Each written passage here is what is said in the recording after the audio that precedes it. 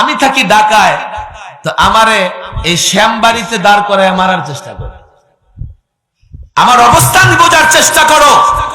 এই যুবকদের বলি, এলাকার যুবকদের বলি, আমরা রাসূলুল্লাহর আশিক, রাসূলুল্লাহর প্রেমে জীবন দিতে পারি, এটা আমাদের মুখের কথা নয়। দেখো এই 52 বছরের বাংলাদেশে যখনই যেখান থেকে যে কেউ আল্লাহর নবীর উপর কটূক্তি করেছে, আল্লাহর কসম সর্বপ্রথম ময়দানে তার মোকাবেলায় আমরা নেমেছি।